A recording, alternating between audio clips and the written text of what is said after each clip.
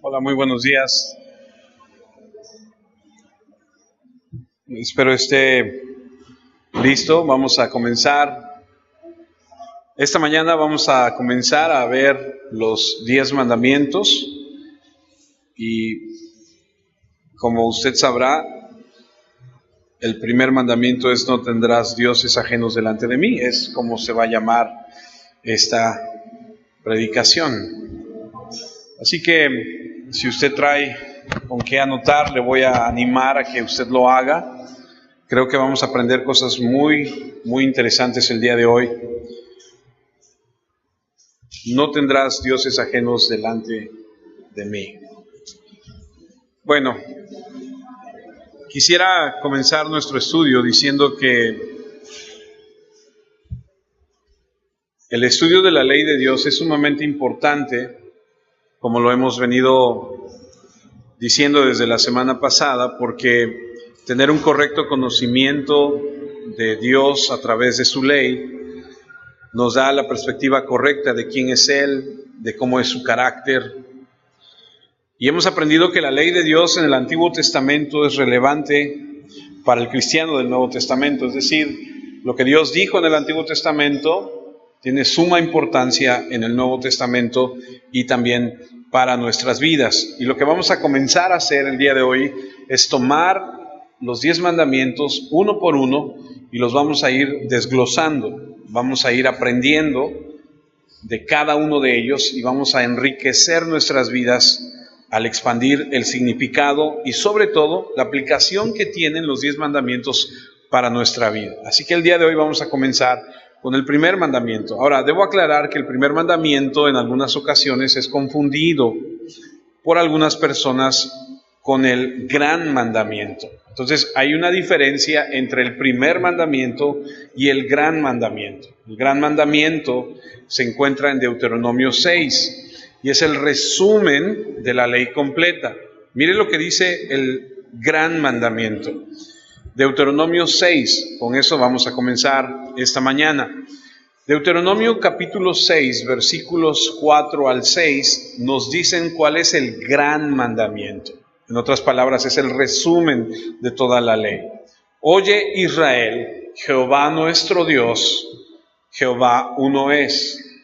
Y luego dice: y amarás a tu Dios de todo tu corazón, de toda tu vida y con todas tus fuerzas.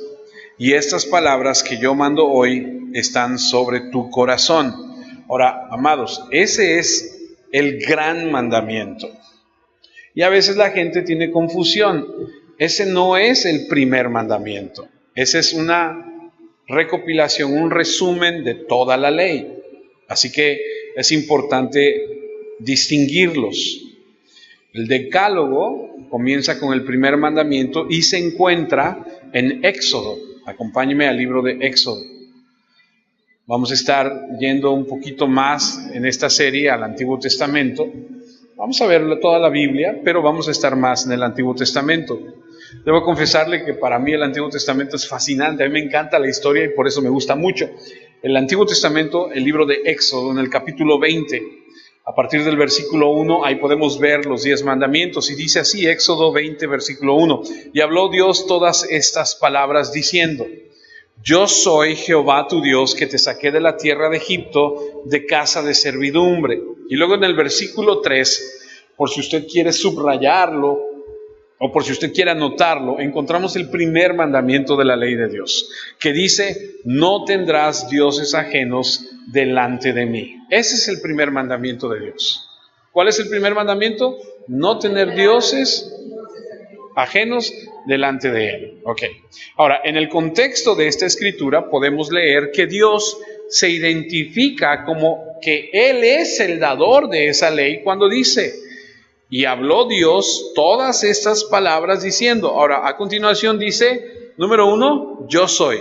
Para aquellos que hemos estudiado un poquito más la Biblia, sabemos que esta frase de yo soy es una manera en la que Dios se identifica en la Biblia. De hecho, cuando Dios le da a Moisés la indicación de que vaya a liberar a su pueblo de Egipto, Moisés pregunta inocentemente: ¿y quién les voy a decir que me manda? A lo que Dios le dice: le vas a decir que el gran yo soy te manda. Por eso encontramos en la Escritura que Jesús, cuando Él hace estas declaraciones tan fuertes, dice: yo soy el camino, la verdad y la vida. Yo soy el buen pastor. Yo soy la puerta. Esta expresión de yo soy es reconocer que Él es Dios. Y entonces vemos que aquí que cuando Él dice, no tendrás dioses ajenos delante de mí, en primer lugar utiliza el yo soy. Después utiliza Jehová, que es otra forma en la que se identifica a este Dios de la Biblia, a este Dios de Israel, a este nuestro Dios. Y a continuación dice, tu Dios. Y afirma que te saqué de la tierra de Egipto. Ahora, inmediatamente después vamos a ver lo que es el primer mandamiento, que este es el que vamos a aprender esta mañana. Al finalizar la serie, bueno, por lo menos espero que usted se aprenda los 10 mandamientos. Digo, no son muchos, son 10. Tienen mucho significado y hay cosas muy profundas que vamos a aprender, pero espero que por lo menos se aprenda los 10. Es más, estoy planeando poderlos poner ahí en la pared para que los vayamos memorizando, porque creo que sería un buen ejercicio que cada uno de nosotros nos los aprendamos, pero también que sepamos el orden, ¿sí? Como les decía la semana pasada, fue sorprendente descubrir que el estudio dice que el 90% de los cristianos no se saben una de dos, o completos o en orden los mandamientos. Entonces, regresando al tema, el primero es, no tendrás dioses ajenos delante de mí. Ahora, en la superficie de esta declaración de no tener dioses ajenos delante de Él, pareciera como si se declarara simplemente el monoteísmo. Ahora, debo advertirle, esta mañana vamos a ver algunas palabras teológicas que son interesantes y que van a traer riqueza a nuestro estudio, ¿ok? Cuando tú lees lo que dice el primer mandamiento de no tendrás dioses ajenos delante de mí, pareciera que la superficie simplemente está declarando monoteísmo. Ahora, ¿a qué nos referimos con monoteísmo? Bueno, el monoteísmo es la creencia que existe solo un Dios. Monoteísmo. Un solo Dios. Esa es la creencia. Ahora, debemos recordar que algunos críticos y teólogos, escuchen, dicen que los judíos en la época de los patriarcas, ¿ha escuchado esa palabra? Los patriarcas, o sea, los jefes, los papás, los jefes de la tribu, por así decirlo, que en este caso son reconocidos en la historia de Israel como Abraham, Isaac y Jacobo, que son los patriarcas de los judíos. En la época de ellos, dicen los teólogos, los críticos, los estudiosos, que incluso en la época de Moisés, cuando fue dada la ley de Dios a Moisés, el pueblo no era, escuche, estrictamente un pueblo monoteísta. En otras palabras, no creían solamente en un Dios. ¿Ok? Ahora, déjeme tratar de explicárselo mientras me acompaña a Josué. Acompáñeme al libro de Josué. Usted recordará que Moisés, cuando llega a cierta edad y va a morir porque no puede entrar en la tierra prometida, él pasa la estafeta a un hombre que va a ser el que va a llevar al pueblo a la tierra prometida, y este hombre es Josué. Josué va a liderar al pueblo, lo lleva a la tierra prometida, y en la última etapa de su vida, de hecho Josué 24, el título de Josué 24 dice discurso de despedida de Josué. Josué narra en el versículo 1 y 2 algo muy interesante. Reunió Josué a todas las tribus de Israel en Siquem y llamó a los ancianos de Israel, sus príncipes, sus jueces y sus oficiales, y se presentaron delante de Dios. Y dijo Josué a todo el pueblo: así dice Jehová, Dios de Israel, vuestros padres habitaron antiguamente al otro lado del río. Esto es, ahora escuche, Taré, padre de Abraham y de Nacor, y servían a dioses extraños. Ahora escuche, dioses está con minúscula, ¿ok? Ahora, vamos a ir asentando las bases. Cuando tú y yo leemos el primer mandamiento, no tendrás dioses ajenos delante de mí, parece simplemente algo monoteísta. No hay otros dioses. Esto no era estrictamente el caso de Israel, porque ellos, según lo que dice la Escritura, servían a otros dioses extraños. Es decir, cuando Dios de entre toda la humanidad busca a un hombre, lo saca de Ur de los Caldeos, de una cultura pagana, y le dice: tú, Abraham, vas a ser padre de mi pueblo. Y este hombre, en ese entonces, servía a dioses extraños. ¿Me está siguiendo? Lo va a tomar y lo va a sacar. Es lo que dice la Biblia ahí. Que venía de una cultura donde se adoraban a otros dioses con D minúscula. Ahora, el enoteísmo, le voy a dar la definición, es la creencia religiosa según la cual reconoce la existencia de varios dioses, otra vez con D minúscula, pero solo uno de ellos es suficientemente digno de adoración por parte del fiel. ¿Qué está diciendo? Ok, lo que los teólogos dicen es que Abraham sale de una cultura donde se adoraba a muchos dioses extraños. Cuando Dios lo toma, va a pasar un proceso. Él y sus hijos y los hijos de sus hijos, para que llegue un momento donde reconozcan que solamente hay un Dios en la tierra. No fue de inicio que ellos dijeron: no creemos en nada más que en Dios. Fue un proceso que ellos tuvieron. Ahora, este enoteísmo es una transición de la revolución, no, más bien de la evolución, perdóneme, religiosa. La teoría es que las religiones mundiales comenzaron en una forma primitiva. Ahí le va. Espero no hacerle bolas. De animismo. ¿Qué es esto? Bueno, el animismo es la creencia religiosa que atribuye a todos los seres, objetos y fenómenos de la naturaleza, diciendo que poseen un alma o un principio vital. No sé por qué no puedo evitar recordar las caricaturas de Pocahontas, ¿no? ¿Vio Pocahontas? ¿Se acuerda de la abuela Sauce? Del árbol ese a donde iban y le hablaban. No sé por qué.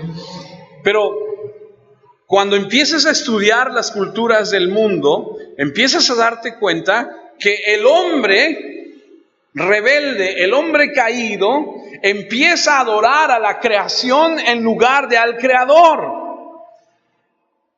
Eso, amados, se llama animismo.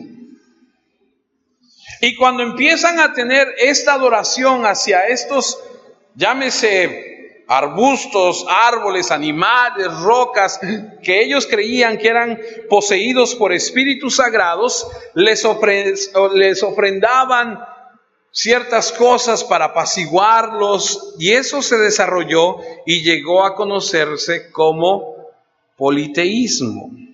Muchos dioses. Ok, espero no hacer los bolas, ¿ok? El hombre caído empieza a adorar a lo que él cree que debe adorarse. El árbol, el agua, la roca, la pantera, el águila, etcétera, etcétera. El sol, la luna, la lluvia, etcétera. Eso llega a convertirse en politeísmo. Muchos dioses. El hedonismo dice: hay muchos, pero hay uno que es sobre todos. Por ejemplo, la mitología griega. Hay muchos dioses, pero ¿cuál es el más poderoso? Zeus es el más poderoso. Eso es lo que le acabo de decir. Entonces, con esa idea es que usted y yo estudiamos las culturas, por ejemplo, egipcias, romanas, griegas, que tenía el dios de la guerra, el dios del amor, el dios de la cosecha, el dios de esto, el dios de aquello. Y la creencia es enoteísta, y es una creencia de transición, a donde decían, ¿No le ha tocado a usted, por ejemplo, ir a algún pueblo, algún pueblito, y de repente llega usted y dice, ¿y ahora por qué hay fiesta? Ah, es que es la fiesta del santo patrono, ¿no? Entonces, el enoteísta dice, hay muchos dioses. Ah, pero hay uno que es el que está por encima de todos. Y entonces, lo que vemos aquí es que hubo un momento en que creían que la nación, la gente, tenía un Dios que gobernaba supremamente sobre ellos. Y a pesar de que había muchos dioses, los judíos tenían a lo que nosotros conocemos como Yahweh o Jehová, el gran yo soy. Pero los filisteos tenían a Dagón y los cananitas tenían a Baal. Entonces podemos ver que las culturas todas tenían un Dios supremo, deidades, y cada nación tenía su propia particular deidad. Y los críticos y los teólogos dicen que hasta que la historia avanzó en el pueblo judío, es que llegaron a la conclusión de que había solamente un Dios sobre toda la tierra, sobre todas las naciones, sobre todas las personas. Ahora, déjeme darle en breve una clase de historia para demostrarle bíblicamente cómo es que esto es verdad. Acompáñeme al libro de Génesis. En el libro de Génesis, en el capítulo 24, vamos a encontrar la historia de este hombre, Abraham. Ur de los Caldeos es de donde Dios lo saca. Ahora, lo interesante es que este hombre ya está viejo. Y si usted recordará, en algún estudio que dimos en casa, dijimos que este hombre es muy rico.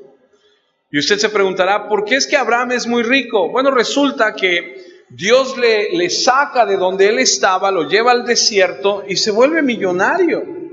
Y tú dices, ¿por qué es tan rico este hombre? Ah, pues porque resulta que este hombre cava pozos y en el desierto, ¿qué es lo que más necesitas? Agua. Y este hombre es el dueño de ciertos pozos. Y entonces en cada pozo que él va cavando, pues él tiene autoridad, son de él. Él pone su campaña, su casa, ahí tiene a sus criados, él tiene su ganado. Y todos los que pasan por ahí, cada vez que pasan por ahí, ¿dónde cree que se hospedan? Con él. Y él cobra.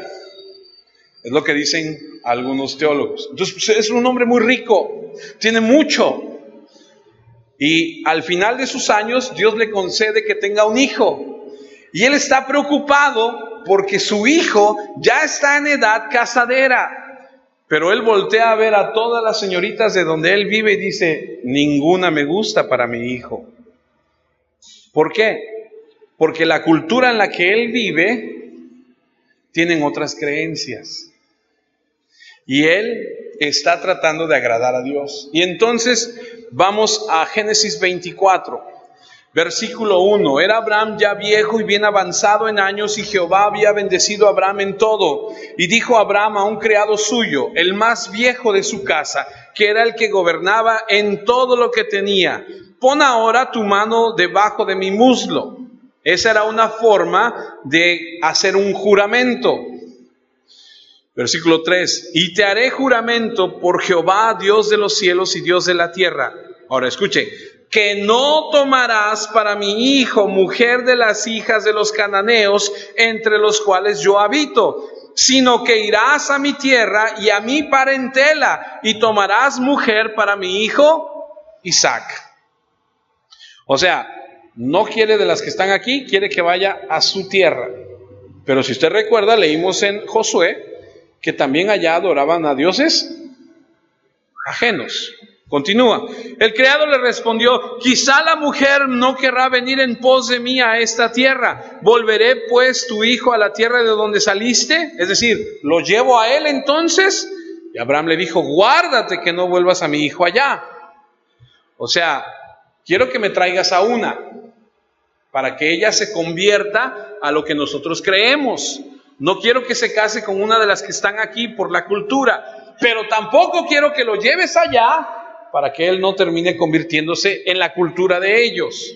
¿Me va siguiendo? Ok.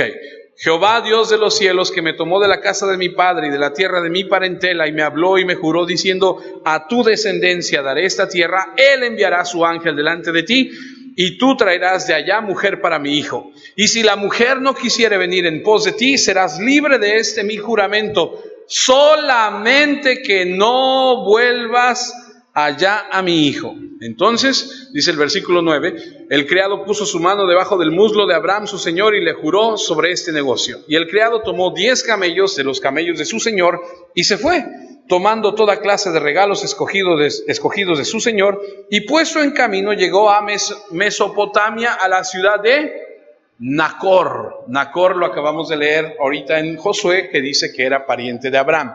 Mesopotamia, Siria, Irak. ¿Ha escuchado de esos países? Siria ahorita está en las noticias en todos lados, en todo tiempo. Está siendo bombardeada, está siendo atacada. Ahí es Mesopotamia. De ahí salió. E hizo arrodillarse los camellos afuera de la ciudad junto a un pozo de agua a la hora de la tarde, la hora en la que salen las doncellas por agua. Y dijo, oh Jehová, Dios de mi señor Abraham, dame, te ruego, el tener hoy buen encuentro y haz misericordia con mi señor Abraham. He aquí yo estoy junto a la fuente de agua y las hijas de los varones de esta ciudad salen por agua. Sea pues que la doncella a quien yo dijere, baja tu cántaro, te ruego para que yo beba, y ella respondiere, bebe y daré de beber a tus camellos, que sea esta la que tú has destinado para tu siervo Isaac, y en esto conoceré que habrás hecho misericordia con mi señor. Versículo 15, y aconteció que antes que él acabase de hablar, he aquí Rebeca, que había nacido de Betuel, hijo de Milca, mujer de Nacor, hermano de Abraham, es decir, se va a casar con la prima, la cual salía con su cántaro sobre su hombre. Ahora, no te pierdas entre los nombres, eso no es lo importante. Lo importante es que este hombre va a la tierra de Abraham y va a traer de allá a una mujer. Escucha, ¿qué estamos buscando? Ver cómo la Biblia nos dice que esta gente tiene esta tradición de todavía está arraigada en ellos. Por eso es tan importante los 10 mandamientos. Y te voy a enseñar hoy cómo es que esto está arraigado en nuestras vidas también.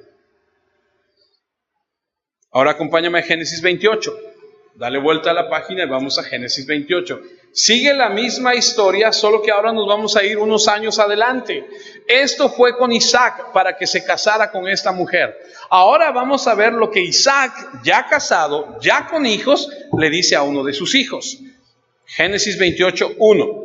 Entonces Isaac llamó a Jacob. Jacob es el papá de todas las tribus. Jacob es Israel, ¿ok? Acuérdense que Jacob se convierte en Israel. Jacob es el papá de las 12 tribus. Es hijo de Isaac. Y en este momento dice que Isaac llamó a Jacob y lo bendijo y le mandó diciendo, no tomes mujer de las hijas de Canaán.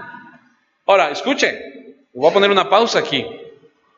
Qué importante es que nosotros aprendamos de lo que dice la Escritura y no nos mezclemos con gente que no piensa como nosotros, porque es un problema. Por eso es que yo insisto con mis hijos que se casen con gente cristiana. Si sabe Dios que así nos va como nos va, no voltee a ver a su marido o a su esposa, ¿no? Imagínense que te cases con alguien que no piensa como tú.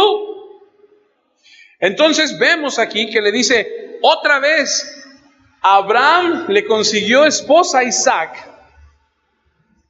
Isaac ahora le está diciendo a su hijo, tú haz lo mismo.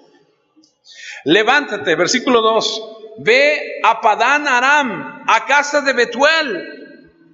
Escuche, padre de tu madre, y toma ahí mujer de las hijas de Labán, hermano de tu madre. Es decir, otra vez, la historia se repite. Abraham le consigue a Isaac, Isaac lo manda a Jacob a conseguir esposa de la parentela de la familia. Gente de aquí no.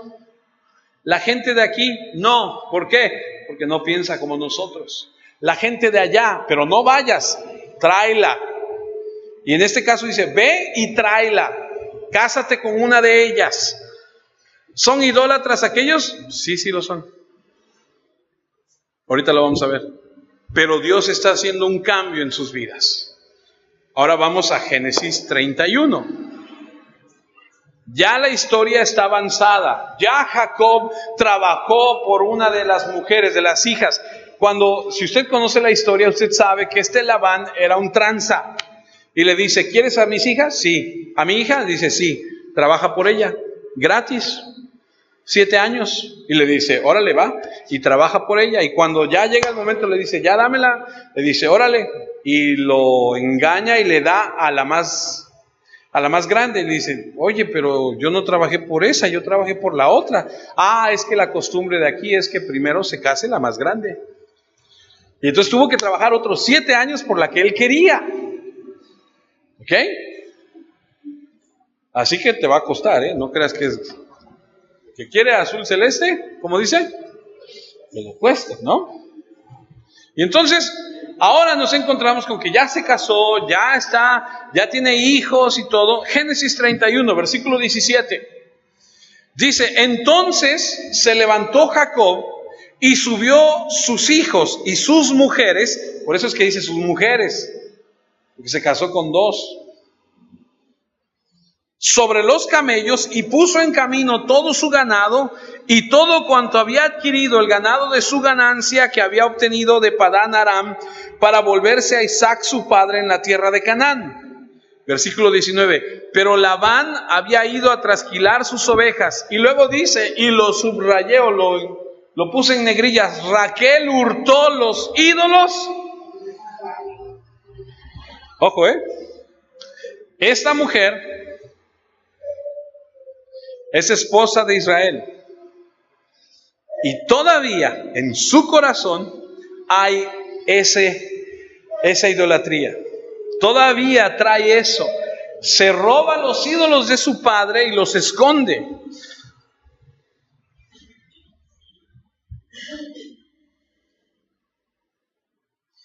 Versículo 23. Cuando este hombre se entera, se pone como loco y junta a su gente y va detrás de él. Entonces Labán tomó a sus parientes consigo y fue tras Jacob, camino de 7 días, y le alcanzó en el monte de Galaad. Y vino Dios, escuche el versículo 24, a Labán arameo en sueños aquella noche, y le dijo, guárdate que no hables a Jacob descomedidamente. O sea, tranquilo, no me lo maltrates. No le vayas a hablar alocadamente, O sea, quiero que sepas, y aquí vemos que aunque Labán tiene ídolos, hay un Dios superior. Y ahorita lo vamos a ver. Versículo 29, más adelante en la historia, ya se junta. Ya está delante de Jacob y le dice, poder hay en mi mano para haceros mal, mas el Dios de tu padre, y aquí hace una distinción, yo tengo mis ídolos, pero el Dios de tu padre me habló aquella noche diciendo, guárdate de que no hables a Jacob descomedidamente. Y ya que te ibas, ¿por qué tenías deseo? Y ya que te ibas porque tenías deseo de la casa de tu padre, ¿por qué me hurtaste mis dioses? Le está haciendo un reclamo. Y la hija escucha. Y dice el versículo 34, me brinco al 34. Pero tomó Raquel, porque Jacob le dice, yo no te robé nada. Y al que se los encuentres, que se muera. Él no sabía que la mujer se había robado los ídolos. Y entonces cuando ella escucha, los guarda debajo, el 34. Pero tomó Raquel los ídolos y los puso en una albarda de un camello y se sentó sobre ellos. Y buscó Labán en toda la tienda y no los halló. Dice la historia, usted lo puede leer después, que cuando el papá llega donde está ella le dice, papá, discúlpame que no me pare, pero estoy en la costumbre de las mujeres, o sea, en su periodo. Y era costumbre que si una mujer se sentaba en una silla, nadie más podía sentarse ahí por el periodo en el que se encontraba. Entonces Labán, al escuchar eso, no la toca, dice está bien, y empieza a buscar por todos lados, pero ya está sentada sobre los ídolos. Se lleva a los ídolos de la casa de su padre a su nueva casa. Hay una costumbre en ese pueblo todavía enoteísta. Sí hay muchos dioses, hay uno solo que es el que merece la gloria y la honra, que es Dios Jehová de los ejércitos. Pero aparte de él, tenemos a otros que no son del mismo rango, pero tenemos a otros. Eso todavía está clavado en su corazón. Y aquí queda demostrado que en un tiempo entre la familia de Abraham y la de su esposa había la práctica esta, enoteísta. Y que con el paso del tiempo, los judíos llegaron a la conclusión que tenían una deidad total. Es decir, tenían una deidad tribal, que era Jehová, a quien adoraron. Así como los filisteos tenían al suyo y los cananitas al suyo. Ahora, por supuesto que nosotros no estamos de acuerdo con esa postura, porque nosotros desde que empezamos a leer la Escritura en Génesis 1, nos damos cuenta que hay un solo Dios, que es el Dios de toda la tierra, de toda la creación, único. Y vemos en las Escrituras el monoteísmo, donde Dios es presentado como solamente el único Dios verdadero de todas las naciones. No solamente de un pueblo, no solamente de una nación, sino como creador del cielo, de la tierra y de todo lo que en ellos hay. Pero lo que vemos es que el hombre, por su condición caída, buscó a dioses inventados por ellos mismos. Y lo vemos cuando, por ejemplo, Moisés saca al pueblo de Israel al desierto y sube al monte. El pueblo se junta y le dice a Aarón, hermano de Moisés: oye, ya se tardó Moisés, ¿no? ¿Por qué no nos haces un ídolo al que podamos adorar? Y entonces juntan sus joyas, salieron con mucho oro de Egipto, usted lo puede leer. Y cuando están en el desierto, lo juntan y dice la Biblia que Aarón es el encargado, el hermano de Moisés, y hace un becerro de oro. Lo ha leído, lo ha escuchado. Y se postran a adorarlo. ¿De dónde sacaron esa idea? De Egipto. Egipto en la Escritura representa el mundo. Otros ídolos, adorar otras cosas. Y te decía yo hace rato que te iba yo a enseñar que actualmente sigue siendo lo mismo. Porque muchos decimos: Jehová, Dios de los ejércitos, el Señor de la Biblia, Él es mi Dios. A Él sea la gloria, a Él sea la honra. ¿Cuántos dicen amén? Amén. Pero muchas personas tienen otros dioses en otro rango, en otro nivel, que son su familia, su trabajo, su dinero, a quienes adoran, a quienes se postran, a quienes rinden tributo. Y Dios dice en su palabra: no tendrás otros dioses ajenos delante de mí. Así que debemos tener cuidado y analizar nuestras vidas si es que no estamos viviendo de esa forma.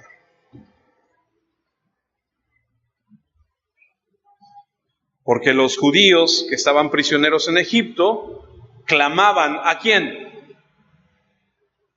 Cuando decían: ya no aguantamos más. ¿A quién clamaban? A Dios, a Jehová, a Dios de Abraham, de Isaac y de Jacob. Pero salen de ahí y se hacen un becerro.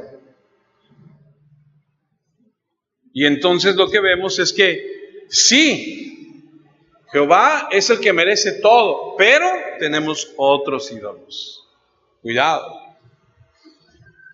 Así que cuando llegamos al primer mandamiento, vemos claramente que dice: no tendrás dioses ajenos delante de mí. Y eso es claramente una prohibición de la práctica de politeísmo o de idolatría. Aunque algunos digan que el primer mandamiento te permite tener una multiplicidad de dioses mientras des la más alta y suprema gloria al Señor Dios, mientras adores más a Yahweh o a Jehová o al Dios de la Biblia, no tendrás problemas. Pero eso no es lo que dice la Biblia. No es como la mitología griega que dice, tenemos a este y a este y a este, pero el más grande es Zeus. No, no es lo que dice la Escritura. Estará bien si tienes algunos dioses en la religión, pero ese no es el punto. Aquí el punto, que cuando Él dice en el primer mandamiento, no tendrás dioses ajenos delante de mí, el delante de mí no significa en más alto rango. No significa yo quiero ser el de más alto rango. No. La referencia aquí es que Dios dice, no está permitido tener otros dioses en mi presencia, punto. Yo soy el único, se acabó. A eso se refiere. Ahora, cuando tú consideras esto en su presencia, tú y yo sabemos que Dios es omnipresente. Y eso quiere decir que Él está en todo lugar. No hay lugar para otro. Entonces lo que está diciendo aquí en el primer mandamiento es, no tienes permiso de tener ningún otro tipo de Dios, punto.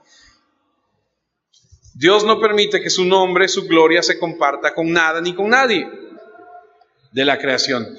Dios y solo Dios es Dios de las naciones, de las personas, y solo es digno de ser adorado. Amén. Ahora, ¿qué nos enseña el primer mandamiento? 4 cosas. Y yo quisiera animarte que las anotaras. ¿Sabe qué? Este estudio de los 10 mandamientos es eso, un estudio. Va más allá de una predicación. A veces son predicaciones y a veces son estudios. Y este es un estudio. Y le recomiendo que una de dos, la vuelva a escuchar o usted la anote. 4 elementos importantes que están dentro de la prohibición de tener otros ídolos, otros dioses en la presencia del Dios verdadero. Y este principio básico es que nada de lo que le pertenece a Dios, escuche, nada de lo que le pertenece a Dios, por ningún motivo, debe dársele a nadie más. Son 4 elementos. Número 1, adoración. Nada, escuche, de lo creado por Dios merece adoración. Yo he escuchado gente que de repente abre el grifo de la llave y sale el agua y dice, ¡ay, el agua! ¡Ay, bendita agua! Y expresiones así, ¿no? El agua es, ¿ha escuchado del agua bendita? ¿Es bendita el agua? Claro que no. Otra cosa. 2, confianza. Nada, escuche, nada de lo creado por Dios merece adoración o nuestra confianza. Ahorita lo voy a explicar. Número 3, invocación.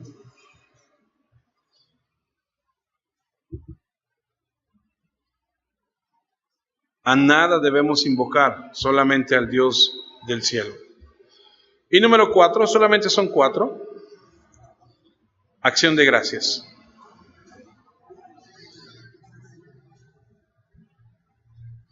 Así que, en otras palabras, estos 4 elementos le pertenecen exclusivamente a Dios. Solo a Dios adoramos, solo en Dios confiamos, solo invocamos a Dios, y las acciones de gracias solamente son para Dios. En primer lugar, la adoración. Toda la Escritura y especialmente el Antiguo Testamento coloca como prioridad que cuando vienes ante el Señor de la Biblia, debes hacerlo con un espíritu de reverencia, de honor y de adoración. Cuando vas a la Escritura, entiendes que Dios demanda adoración. Es por eso que es tan importante cada vez que nos reunimos que adoremos al Señor, que exaltemos al Señor con nuestras actitudes, con nuestras palabras, con nuestras acciones.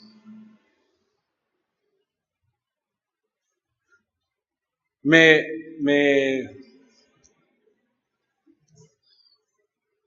causa tristeza ver que se duerma cuando lo que estamos predicando es la palabra de Dios. Cuando vas a una clase y te están hablando de trigonometría, dices, o te están hablando de otra cosa, de química o de leyes, ¿no? De la transparencia ahí en el municipio que nos dan un curso de leyes y dices, que no entiendo nada y dices, luego lo investigo porque eso no sé nada. Pero cuando estamos hablando del Dios del universo, de la palabra del Señor, y muestras irreverencia, eso no está bien. Es la obligación de toda persona darle adoración al gran yo soy. Y esa adoración significa describirle a Él el honor, la gloria dada a Él y a su nombre. Ahora permíteme expandirme un poquito más en esto y ver las implicaciones que tiene esto, porque claramente en el Antiguo Testamento, en el segundo y en el tercer mandamiento, es una fuerte prohibición, lo que se nos indica de cualquier forma de idolatría. Y otra vez debemos resumir el problema que tenía Israel en la historia, en el Antiguo Testamento, que su problema más grande de Israel era coquetear con otros ídolos. Hola. ¿Qué hacían? Coqueteaban con los ídolos de los pueblos de alrededor. Cuando va el pueblo de Israel pasando por la tierra, uno de los reyes contrata a un profeta y le dice, quiero que los maldigas. Y dice, no puedo maldecir lo que Dios ha bendecido. Dice, pero te voy a decir una cosa, como le gustaba el dinero, le dice, pero te voy a decir una cosa, ¿quieres destruirlos? Dice, sí, manda a las mujeres para que se involucren con los hombres. ¿Sabes qué hicieron? Desviaron el corazón de los hombres de Israel en pos de dioses ajenos. El problema de Israel fue su coqueteo constante con otros dioses. El apóstol Pablo escribe que el pecado fundamental, no solo de Israel, sino de todo hombre, es el pecado de la idolatría, por el cual la gloria de Dios es exclusivamente para Él. Cuando tú intercambias esto, cuando tú glorificas otra cosa que no es Dios, entonces comienza la mentira. Comienzas a adorar y a servir a la criatura en lugar de al Creador. Y eso es el corazón de la idolatría. Tenemos que tener cuidado aquí porque tendemos a pensar en términos muy generales que la idolatría es adorar, inclinarte ante un ídolo, a tal cosa como un becerro, un tótem o algo así en términos muy primitivos. Pero en dimensiones más profundas, la idolatría tiene lugar cuando cualquier atributo de Dios es dado a cualquier otra cosa que no sea Él. Acompáñame a Romanos. Romanos capítulo 1, versículo 18. Romanos capítulo 1, versículo 18, porque la ira de Dios se revela desde el cielo contra toda impiedad e injusticia de los hombres que detienen con injusticia la verdad. Romanos 1, 18. Ahora el 19, porque lo que de Dios se conoce les es manifiesto, pues Dios se lo manifestó. Porque las cosas invisibles de Él, su eterno poder y deidad, se hacen claramente visibles desde la creación del mundo, siendo entendidas por medio de las cosas hechas, de modo que no tienen excusa. Por eso los aztecas, los olmecas y todos esos no van a tener excusa. Porque Dios desde su creación dejó muy en claro que Él es el Dios creador de todo. Pero el hombre prefirió hacer de ídolo un árbol, una piedra, una roca, qué sé yo. Y dice el versículo 21, pues habiendo conocido a Dios, no le glorificaron como a Dios, ni le dieron gracias, sino que se envanecieron en sus razonamientos y su necio corazón fue entenebrecido. ¿Recuerda cuando Pablo llega a Atenas y está ahí en el, ¿cómo se llama ese lugar? Partenón, donde están en el panteón griego. Y de repente ve un lugar donde dice al Dios no conocido y dice, ese es el mío. Ese es el que no conocen. Y entonces dice, yo predico de ese que ustedes no conocen. Tienen a todos. Y miren la mentalidad. Tienen muchos y dijeron, por si se nos pasa uno, No vaya a ser que lo ofendamos, ponemos al Dios no conocido. Entonces en el corazón del hombre está. Dice el 22, profesando ser sabios se hicieron necios y cambiaron la gloria de Dios incorruptible en semejanza de imagen de hombre corruptible, de aves, de cuadrúpedos y de reptiles. Y los que estudiamos Romanos hace algunos meses atrás, hubo una clase específicamente donde estudiamos que en las culturas del mundo se ha visto que el hombre ha hecho imágenes de todo esto. Y se ha adorado, por ejemplo, los egipcios tenían un dios cocodrilo y un gato y cosas de esas. Y así es como dice la Biblia, cambiaron la gloria del Dios incorruptible en semejanza de imagen de hombre corruptible, de aves, de cuadrúpedos, de reptiles, por lo cual también Dios los entregó la inmundicia en las concupiscencias de sus corazones. Esa palabra concupiscencias no es otra cosa más que los deseos de sus corazones, de modo que deshonraron entre sí sus propios cuerpos, ya que cambiaron la verdad de Dios por la mentira, honrando y dando culto a las criaturas antes que al Creador, el cual sea bendito por los siglos. Amén. Así que vemos la revelación bíblica del carácter de Dios, vemos que su naturaleza es santa, que Él es un Dios de justicia, de misericordia, un Dios de ira, pero también un Dios de gracia, un Dios de amor, y todos esos atributos son parte de Él. Pero si nosotros empezamos a restarle importancia y a tomar a la ligera, a despojarlo de su soberanía, de su santidad, de su omnipotencia, de su inmutabilidad, lo cual sucede todos los días en la teología, y empezamos a intercambiar la verdad de Dios por una mentira, estamos fallando en honrar a Dios. Déjeme tratar de explicárselo. Hace muchos años atrás yo predicaba y decía, yo predico un Dios que manda a la gente al cielo, no al infierno. ¿Qué estoy haciendo? Estoy predicando mal. ¿Por qué? ¿De dónde saco yo que Dios manda a la gente al cielo? De la Escritura. Sí. De aquí saco que Dios manda a la gente al cielo. ¿Vas a ir al cielo? Sí, aquí lo dice. De esta misma fuente, también me dice que Dios es un Dios capaz de sentir ira. Entonces, ¿por qué yo voy a hacer a un lado, voy a quitar, voy a restarle importancia a una parte y darle importancia a otra? Lo estoy acomodando a mi conveniencia, a mi creencia. ¿Qué estoy haciendo? Estoy seleccionando. Y eso, número uno, no está bien y es una forma de restarle a ese Dios de justicia, soberano, justo y misericordioso. Es como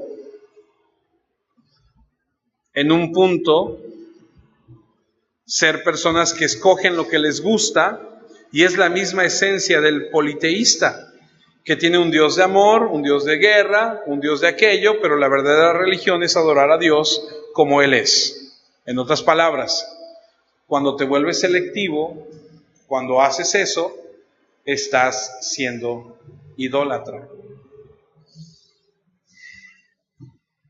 Él demanda que lo conozcamos en la amplitud de su mandamiento, de todo lo que Él es. Si reducimos, recortamos el carácter de Dios tal como Él lo demanda, estamos participando en esa clase de idolatría, violando el primer mandamiento. Por eso es que es tan importante estudiar los 10 mandamientos como lo hacemos hoy, para encontrar verdaderamente el significado, que cuando nosotros leemos, no tendrás otros dioses ajenos delante de mí.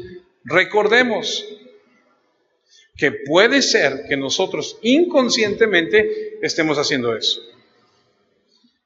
Ahora, recuerda que no solamente hablamos de adoración. ¿Cuál fue el segundo? Dijimos adoración, confianza, invocación y acción de gracias. El segundo es confianza. Ahora, no quiere decir que no podamos confiar en alguien. Humanamente nosotros confiamos en alguien, mucha gente dice, mañana nos vamos a ir a trabajar y confían en que mañana vamos a amanecer. Eso es esperanza, ¿no? No quiere decir que no confiemos en un nivel humano en algo. ¿Okay? Confiamos que va a salir el sol o confiamos que va a llover. No está hablando de eso. Lo que está hablando es que la confianza de nuestra redención tiene que estar en Dios. Solamente.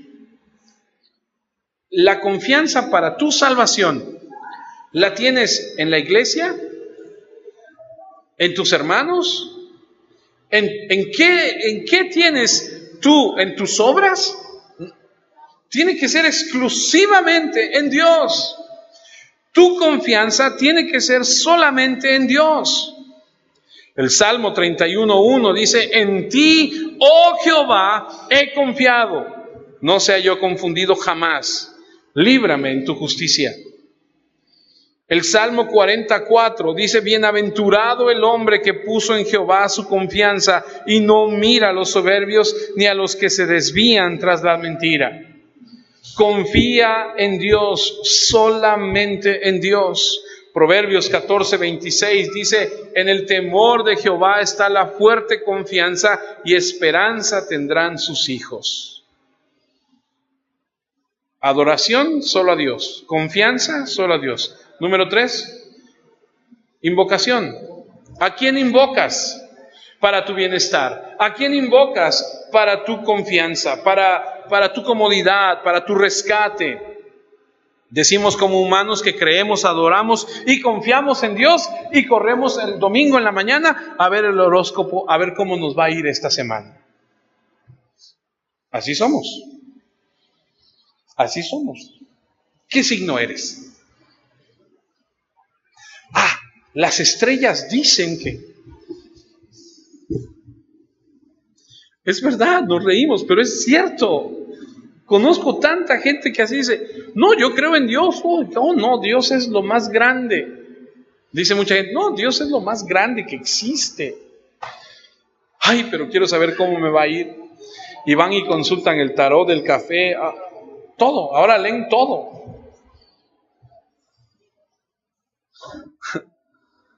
De veras, literal, ahora leen todo. No nada más leen las cartas, el café, leen la mano, leen todo.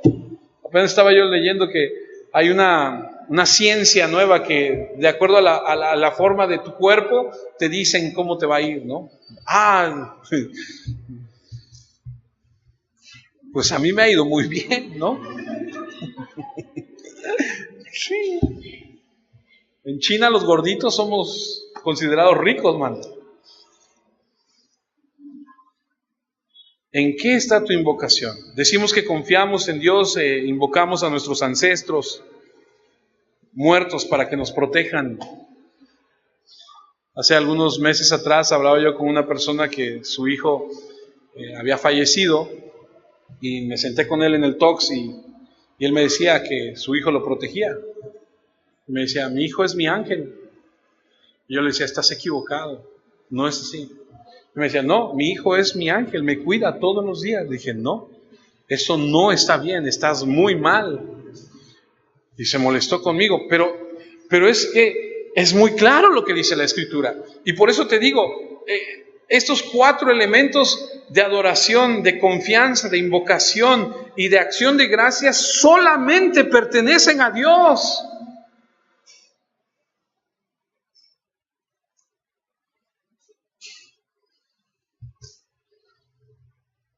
Decimos que confiamos en Dios e invocamos a cualquier otra cosa para que nos redima. Pero nuestra invocación, nuestra alianza, nuestra confianza debe estar basada en el cuidado de Dios, de quien dependemos. Segunda de Samuel 22:4 dice, invocaré a Jehová, quien es digno de ser alabado, y seré salvo de mis enemigos. Solamente a Él. El Salmo 116:17, te ofreceré sacrificio de alabanza e invocaré el nombre de Jehová. Y esta que conocemos muchos, que es Hechos 22:1, que dice, y todo aquel que invocare el nombre del Señor será salvo. 4 cosas. Número 1, adoración, solo le pertenece a Él. Número 2, confianza, solo confiemos en Él. 3, invocación, solo a Él. Y número 4, acción de gracias. Ahora, vamos otra vez a Romanos 1. Mira, Pablo resalta 2 cosas que son bien importantes en la actitud del hombre hacia Dios. En la actitud del hombre caído, malvado hacia Dios. Y revela que estas 2 cosas son 2 maldades particulares que son condenadas. Son el rechazo de honrar a Dios como Dios y ser mal agradecidos. Voy a leer Romanos 1:18. Porque la ira de Dios se revela desde el cielo contra toda impiedad e injusticia de los hombres que detienen con injusticia la verdad. Porque lo que de Dios se conoce les es manifiesto, pues Dios se los manifestó. Porque las cosas invisibles de Él, su eterno poder y deidad, se hacen claramente visibles desde la creación del mundo, siendo entendidas por medio de las cosas hechas, de modo que no tienen excusa. Escuche, se dice parvada, ¿verdad? Cuando son pájaros. Y los tuvieron en cautiverio.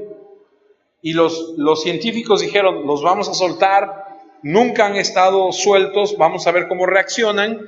Se supone que cuando los liberemos, ellos tienen que manifestar cierta conducta. Y entonces sueltan a todos estos pájaros y empiezan a volar y se dan cuenta que es el instinto que tienen. Y empiezan a volar y a hacer y a comportarse tal como si hubieran nacido en la total libertad. Y entonces dicen, qué grande es el Creador. Su creación es perfecta. ¿Se acuerdan que una vez vimos un video de los lobos? Hace algún tiempo atrás. De cuando vuelven a poner unos lobos en el bosque y cómo empieza otra vez a tomar el curso de lo que se había alterado. Y lo que le estoy diciendo es porque el versículo 21 de Romanos dice lo siguiente. ¡Tarán! Romanos 1:21. Pues habiendo conocido a Dios, ojo, no le glorificaron como a Dios. Número 1. Escuche, 2 cosas resalta Pablo en esta escritura que estamos haciendo mal. Número 1, o que hicieron mal los hombres caídos. No glorificaron a Dios como a Dios. O sea, después de ver todo lo que la creación es, después de ver todo lo que Dios ha hecho, no le glorificaron a Él como Dios. Número 2, ¿qué dice?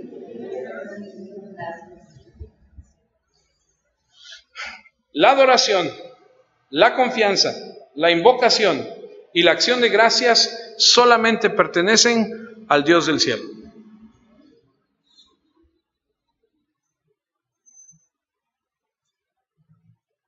Ahora, te pregunto, no me contestes, pero analízalo. Cada vez que tú y yo murmuramos, negamos, renegamos de nuestra situación, de lo que vivimos en este mundo, o que llegamos a pensar en nuestros corazones que Dios ha sido injusto, que merecemos una mejor situación de la que estamos viviendo y que culpamos a Dios y que enfocamos todos nuestros problemas y empezamos a creer que Dios ha sido injusto, estamos pecando. En lugar de dar gracias a Dios y entender que cada regalo, cada misericordia que tenemos viene de lo alto. Dice Santiago 1:17, toda buena dádiva y todo don perfecto desciende de lo alto, del Padre de las luces, en el cual no hay mudanza ni sombra de variación. Cada beneficio que recibimos, debemos darnos prisa por darle gracias a Dios, para honrarle, para adorarle. Una de mis escrituras preferidas con las que la verdad he tratado de llevar mi vida es la siguiente, y la versión es Nueva Traducción Viviente, por si quiere anotarla. Miren lo que dice Proverbios 3 y 4. Es algo que te va a servir para el resto de tu vida. Lo pones en práctica y tienes la certeza de saber que te irá bien. Proverbios 3:3. Nunca permitas que la lealtad ni la bondad te abandonen. Ser fiel, ser leal, ser misericordioso, ser veraz y ser misericordioso, dice la versión 1960. Dice el versículo 4, átalas alrededor de tu cuello como un recordatorio, escríbelas en lo profundo de tu corazón. Sé leal, sé bueno, y entonces, dice el 4, tendrás tanto el favor de Dios como el de la gente, y lograrás una buena... Yo no sé si usted quiere tener, escuche, gracia y favor delante de Dios y de los hombres. Pero si usted quiere tener gracia y favor delante de Dios y de los hombres, tiene que hacer dos cosas. Tiene que ser leal y tiene que ser misericordioso. En otras palabras, usted tiene que ser agradecido, no olvidarse de las bondades que Dios le ha dado. Dice el versículo 5, confía en el Señor con todo tu corazón y no dependas de tu propio entendimiento. Pero cuando tú y yo somos desleales, somos desobedientes, estamos fallando. Al no reconocer a Dios, al no darle el atributo que Él merece, estamos fallando en obedecer el primer mandamiento, porque Dios es rico en misericordia, Dios es rico en amor, Dios es rico en bondad. Y cuando no le estamos dando honra y gratitud, estamos violando el primer mandamiento. Porque debemos enfocarnos en Él, en su excelencia, en su majestad, en su gloria, no buscar lo que Él puede hacer por nosotros para nuestro beneficio, sino de una manera apasionada buscar la gloria, la honra y la majestad a Él. Ahora, termino con esto. Te voy a preguntar algo. Pregúntate, ¿qué tan importante es para ti que en tu diario vivir, escucha, vivas en Coram Deo? Así se llama la iglesia de Lalo, Coram Deo. ¿Sabe lo que significa eso? Estar delante de los ojos de Dios. Es decir, así, que Dios está bien. ¿Se acuerdan del Big Brother? Ese famoso, ¿sí? Ay, sí, yo lo veía, sí me acuerdo. Ok, ese Big Brother era poner cámaras en toda la casa. ¿Y qué era? Hacerle saber a todo el mundo lo que hacían los integrantes de la casa. Cuando se peleaban, cuando se bañaban, cuando comían, todo. Y ahí estábamos de chismosos, todos viendo. Ya se pelearon, ya se reconciliaron, etcétera, etcétera. Bueno, usted tiene que entender que Dios tiene su mirada puesta sobre usted. Y ese Coram Deo es algo que debemos nosotros tener en cuenta todos los días de nuestra vida, porque a veces se nos olvida que Dios nos está mirando. Vivir en la presencia de Dios bajo su autoridad nos debe llevar a vivir para la gloria de Dios, porque para eso fuimos creados. No fuimos creados para trabajar, para casarnos, para tener nuestras familias, para ser felices. Eso es parte de la humanidad. La verdadera razón por la que fuimos creados fue para glorificar a Dios. Ese es el primer gran mandamiento: no tendrás otros dioses delante de mí, porque yo soy Dios del cielo, dice el Señor, ¿no? Dios es celoso y en ese sentido fuimos creados para su gloria, y esa es nuestra misión, nuestro destino y el propósito por el cual tú y yo respiramos. Amén. Oremos.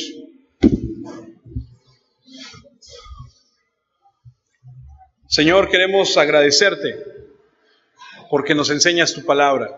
Queremos darte gracias por sobre todo y en todo tiempo. Esta tarde ya quiero agradecerte porque tu palabra me enseña la riqueza que hay en ella. Y reconozco que sin saberlo he antepuesto muchas cosas a ti. He buscado mi beneficio, he buscado mi comodidad, he buscado tantas cosas para mí y he caído en ese pensamiento del politeísmo. Sí, te honro y te exalto a ti, pero tengo otras prioridades, tengo otras cosas que pueden interpretarse como ídolos. Tengo otros intereses.